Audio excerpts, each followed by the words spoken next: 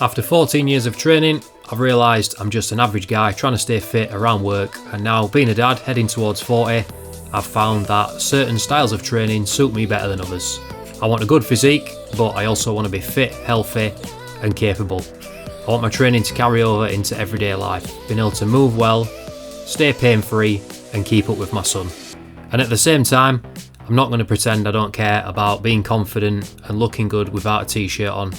I think it's perfectly reasonable to want both, and I think getting caught up on just the looks is a trap that people fall into.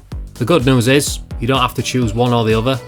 Over the years, I've experimented with everything from bodyweight training, weightlifting, running and endurance work, and I've made plenty of mistakes along the way, but I've also learned what actually delivers results in the real world. And in this video, I'm going to share the key lessons I've taken from all these approaches and show you the simple system I wish I'd found years ago.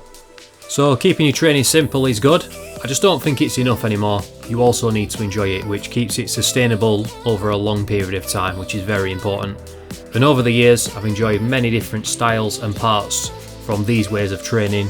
And now I combine all the parts that work, which are the simple parts, and also the parts that I love to do, which are a little bit more adventurous, which we'll get into shortly. So let's start with the simple moves, and an example of this could be pull-ups. Once you've mastered them, they can give you huge benefits and you don't require much equipment to actually do the move. Moving on to movements that I love, throwing a ball over my pull-up bar for abs, and simply because I don't want to be doing 50 crunches on the floor, I find it quite boring. Now, these are probably not the most optimal way to train, but I find it fun, it makes me want to work out more, and ultimately it's kept me consistent for many years now, and that's really important. Now, you can't fill your full workout plan with random moves that you just enjoy, because you obviously need to make progress as well, but I find sprinkling some of these in can be the absolute difference between someone actually liking the training program and someone that just thinks it's a job, a chore, and they just fall off after a week or two.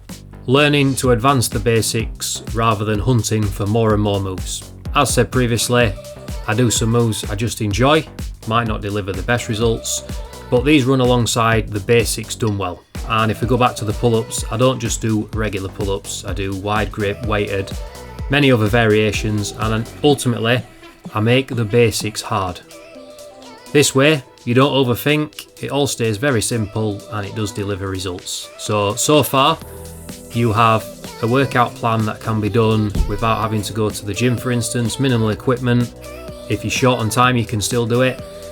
It's a plan that delivers results, and it's also got a few moves in there that are fun, that you really enjoy. You have to match your training with your lifestyle. So for me, that's bodyweight training I can do at home mainly. If you pick bodybuilding, you need to be sure that you can eat properly all the time, get good rest, recovery, train more times per week, focusing on each muscle group, specific days, sets, weights, etc. Even running. Have you got time through the week to head out running sometimes for an hour or more, alongside recovering, stretching, etc.? It has to fit your life. Now, everyone has to move a few things around, but don't completely turn your world upside down to fit a workout in, because you won't stick to it for very long and you'll end up falling off.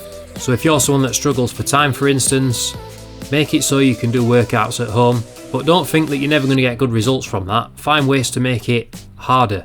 Buy simple, cheap, effective equipment that you can advance your workouts in.